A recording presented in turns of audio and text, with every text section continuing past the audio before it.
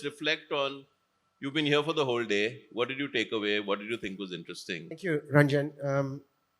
I think the many things that I took away today, right, very interesting. I normally wouldn't have heard the group of people that we heard today. Uh, what I kind of overall took away was that there's either team performance or individual performance, and a lot of it was by either personal insight, some serendipity, and there was some magic out there. Uh, and what I heard is, I see what the person doesn't see. I heard I create the rituals, the exercise rituals, for example, the team fitness rituals. I get into the flow. I get the team to play for a higher purpose. I create the space to perform. We heard a lot of that. I talk and resolve issues. I define the next mountain to climb. I try, and keep going. So we heard a lot of these and many other things that people have been doing to get where they did. Most of us here, certainly I, do pretty humble things relative to the luminaries over here. And I was thinking, the question for us perhaps is, in our organizations, how do we institutionalize this at scale, right? And so effectively democratize the performance, right? That's, in a sense, my big question. And maybe that's something that we can come back a bit to. And I'm just thinking about McKinsey, my institution, and how do we do, and I think we do it reasonably well, how do we do this at the level of 5,000 teams that go out to work with our clients every day, and to make sure that 95% of them are performing really well, right? So I think it's really this question that I'm reflecting on how do we institutionalize this at scale? Right. So, the translation of that question is, how do you create 5,000 MS Dhonis and Gary Kirstens? Yeah, perhaps not those names and not at that level, because Right. I mean, what we saw was really truly high performers at the top of their game, extraordinarily well known. But I'm saying just 5,000 nameless, faceless teams which we all have in our organizations. How do we make them perform at that level exactly? Okay, I'll pick up on that, but maybe Vivek and then come back to me. So I think, Rajat, you've summarized what I was thinking, but I just wanted to capture one thought that was there from the first session with Kaushiki and team to the last session with Gary Kirsten, which is the point around collaboration being the key and teamwork being the key. But if you think through all the institutions, and we talk about scale, whether it's the school institution or the college institution or even the recruitment system or companies, they're really optimizing for individual performance. The recruitment process is individual. The schools are really only testing how well you do in an exam. So I was thinking, if this was a sports system, it would literally just be telling a batsman or a bowler to not play a team sport and just keep bowling, and in the nets, whoever hits the maximum sixes is going to be selected. But we would never do that. We would always say that those who perform well in a team, deliver great individual performance in a team, are the ones who are going to be selected.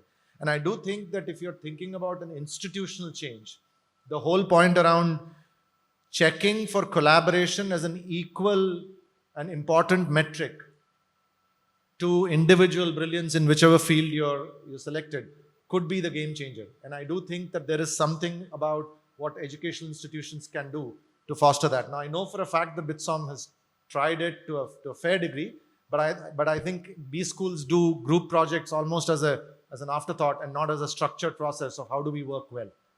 So Vivek has smartly passed the baton back to the B school.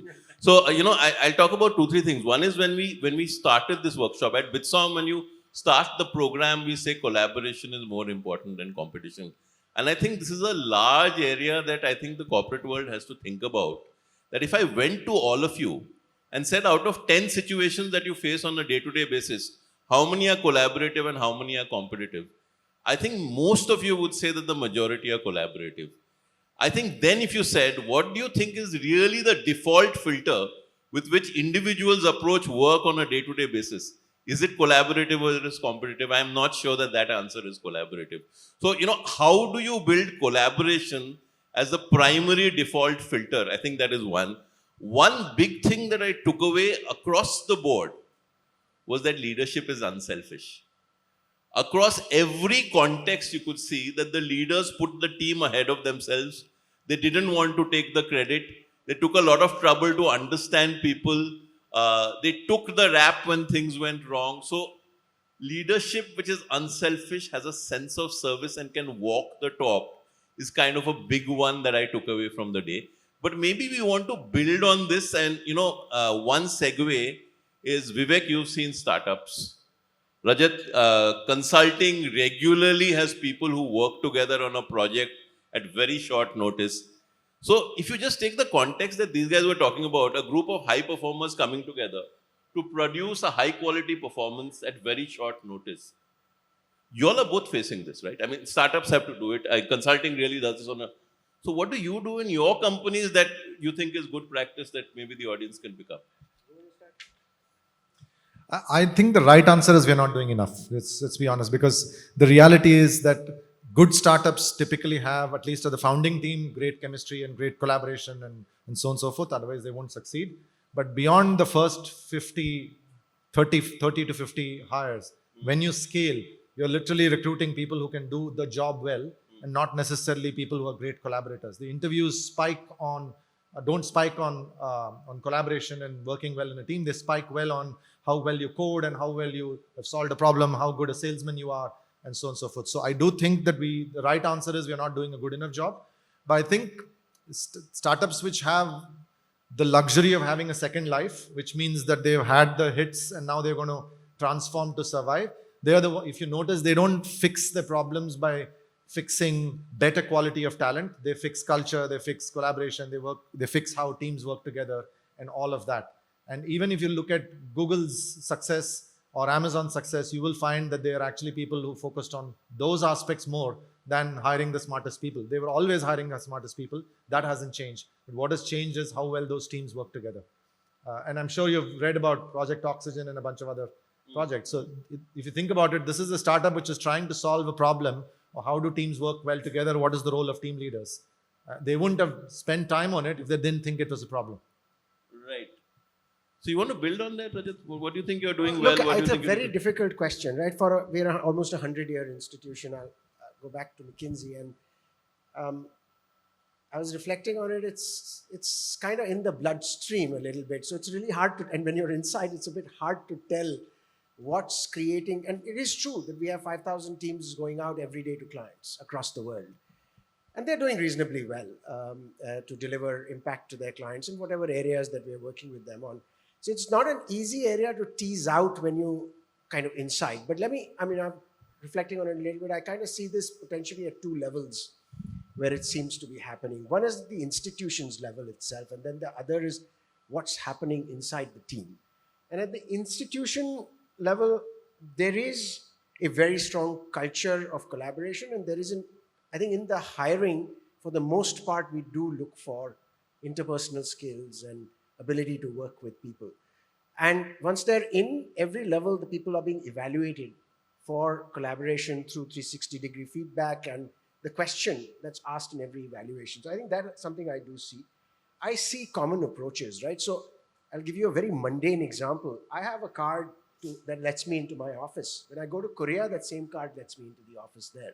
Same computers. And this has been true for 20 years. The card is not, but the computer is 20 years.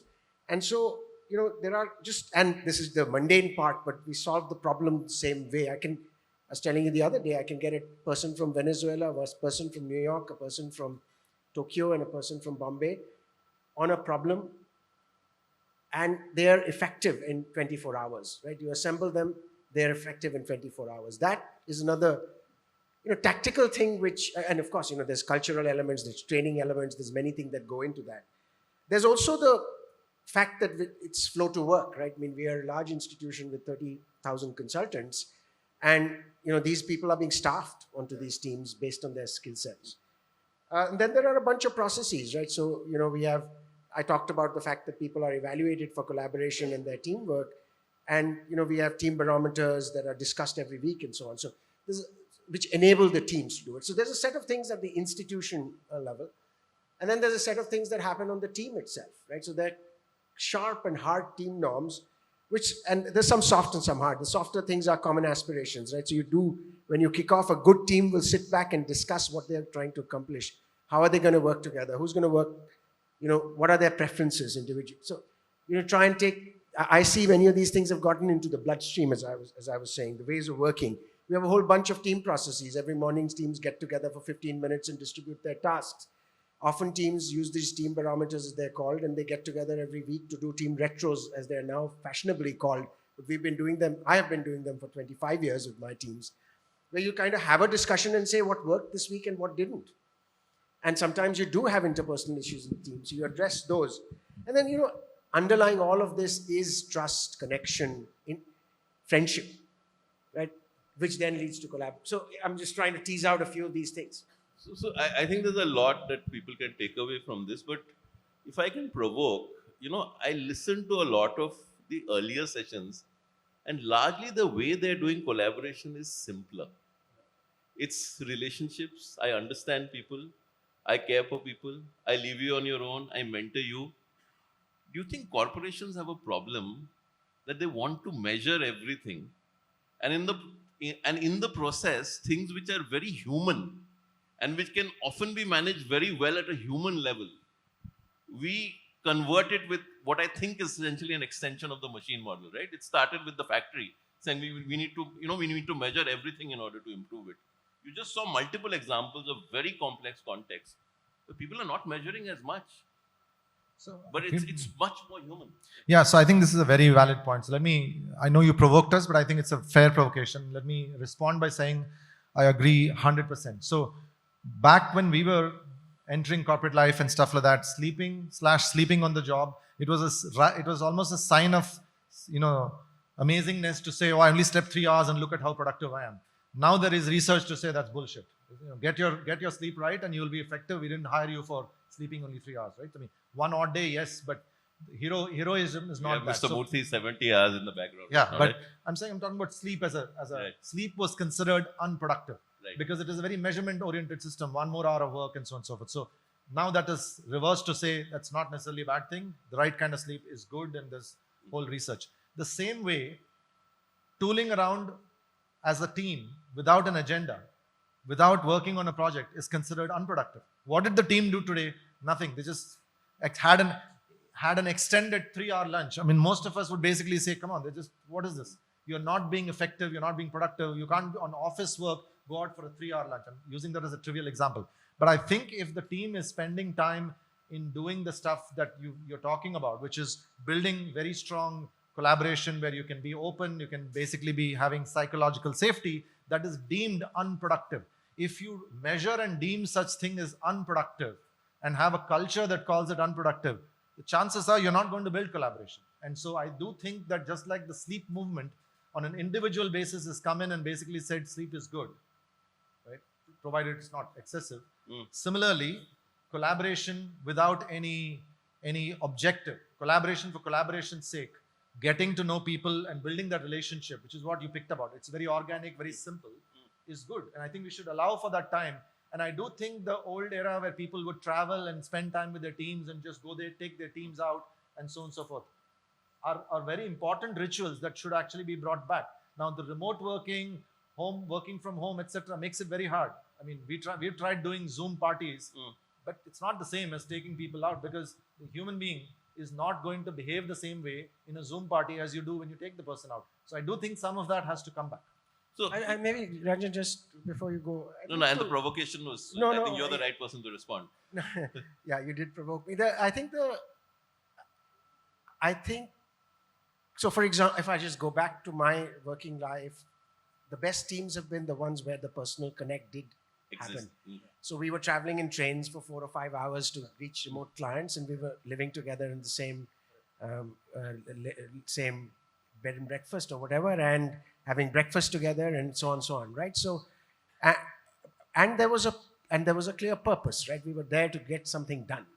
So I think this is going to have to be a combination of hard and soft, right? I mean, but when you need to scale it, it doesn't need to be a checklist that everything needs to be done. I outlined 9 things that I heard today, right? And there are 9 others that I did not outline. You can't do all of them. So it has to be a combination of the hard and the soft, the interpersonal connect, the culture, combined with the ways of working. Because in our institutions, we recruit young people who don't know how to do this, right? So it has to be taught. It can be taught. I mean, it can be osmotic in process. But some of these we do need people to learn, and some of it through urban legend, some of it through actually doing, some of it through checklists, some of it through KPIs. I don't think it's either or. And I completely agree. And balance between hard and soft, I guess, and essentially also scaling culture, right? Which is where you're scaling the soft, which is what we're talking about. Okay, we have a very august audience in front of us. I have a clock that says 4 minutes. I have a 1 minute summary planned. So we have 3 minutes for 2 questions. Again, similar stipulations to Vikram. Let's actually have questions. Show of hands, questions. Yeah, Shrikant.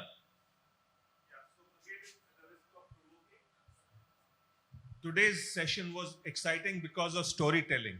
Our corporates weak on that front when it comes to saying, I want to train my people on high-performing teams. They do boring HR programs. So people go to it as a chore. Are we missing out on the power of storytelling as a way of building that culture of high-performing teams as an organization? That's a lesson from today's session. So, great question. I'll give you my quick reaction and then you guys can add to it. I think the larger point is this, right? If you bring your heart to work, you will tell stories about your work. If you're passionate about your work, storytelling becomes the mode of communication. If you convert everything to a set of structures and metrics, then you're diluting the storytelling.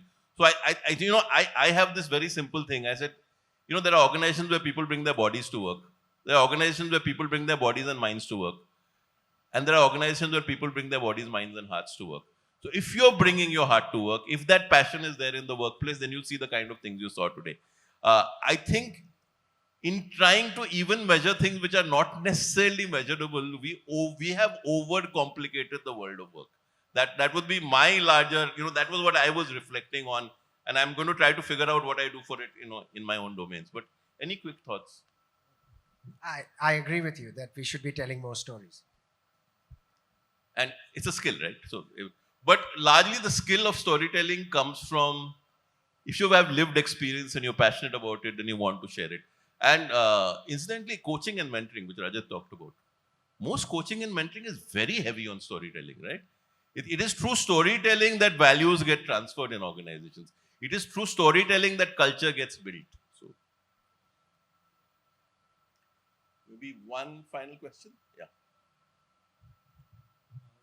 Okay, so I have 2 questions, one for you, Mr. Banerjee, and one for Vivek. So how business schools are innovating in terms of how you train your the future corporate generations, right? That's one. And Vivek, for you, if I, let's say I write good collaborator, good transformer, will you hire me? You want to go first? You go first. Okay. How business schools are innovating, I can't speak for the community as a whole. I've looked at 2-3 business schools, but you will find today that in business school curricula, storytelling is a common subject. You will find subjects from the liberal arts are entering the curriculum of progressive business schools much, much more. So, you have multiple perspectives. You will find good business schools are stressing much more on the soft skills today. So, the challenge I think that the business school faces still is that the pressure of the summer internship and recruitment, they prevent us. The developmental journey is often hijacked by the placement journey. So that is the challenge. But otherwise, in terms of curriculum, it is very clear. Much more on soft skills, much more on doing, and much more on creating self-aware students. Because the big challenge today is that earlier, there were guys, in our time, there were guys who would join a Unilever and say, I want to retire as CEO. Today, you're talking about a guy who's going to have 5 distinct careers in a lifetime. How do you prepare that leader? That's an entirely different thing. Right? So soft stuff has to come in. The second is, at least at BITSoM, I don't know whether it works, but it's a consistent message. The default filter of the BITSoM student is collaborative. Now, I don't know if I really go to companies and tell them that, whether they say, yeah, that's good, or, oh, that's all that soft stuff, that doesn't really work. So that's the problem. Second is, in how many organizations is the KRA system really consistent with collaboration? Sorry, time is up. Can I still answer? Yeah. So I think, the short answer. We are on this stage, we have license, we are extending time by 3 minutes. If you're the head of the institute, at least that much you should allow, right? Okay. That's not very collaborative. Not collaborative at all. Yeah. That's why I asked you. Sir, थोड़ा extra time मिलेगा एक सवाल के. So I think it's a good question, but the short answer is no. But it's the same answer no to if you wrote in your CV, I program very well.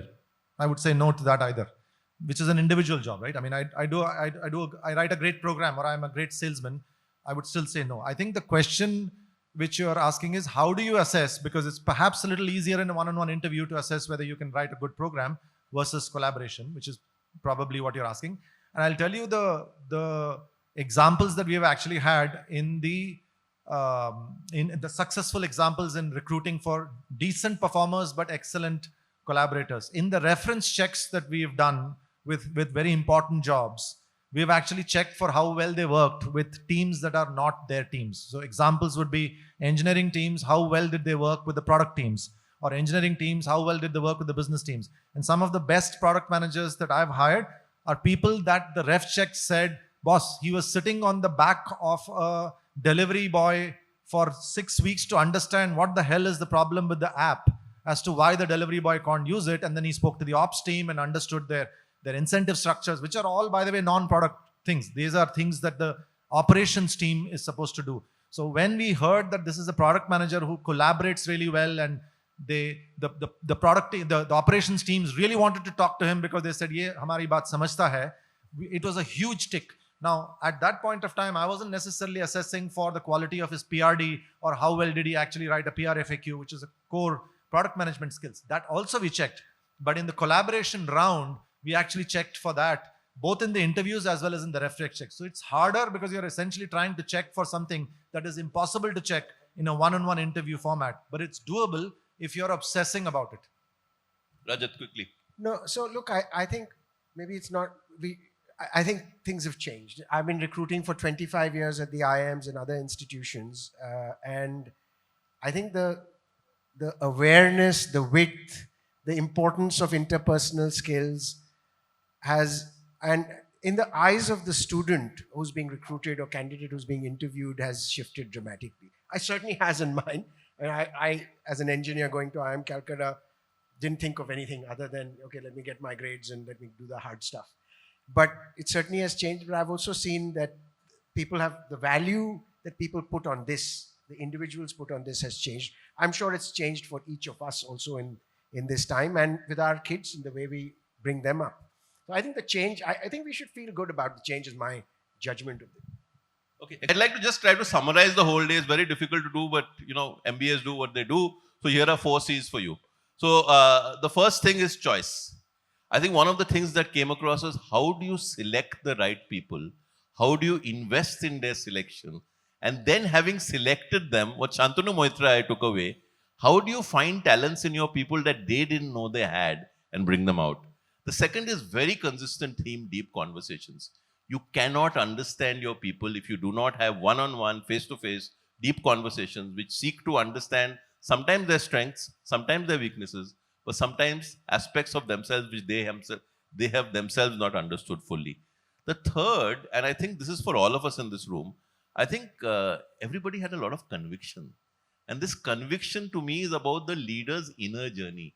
It's a lot about you and how you are thinking about yourself and your personal growth journey. I think you heard process trumps output, journey trumps destination. And I think that there is that consistent feeling of every leadership opportunity is about getting to know yourself better. And it's only when you're comfortable with yourself can you do what you need to do, which is to serve. And I took away a larger one, the final one, that all these leaders cared deeply about people. The people mattered more, and you had the conviction that if you cared deeply over time, the outcomes would take care of themselves. So with those 4 C's, let's close the evening. Thank you very much. Thank you so much.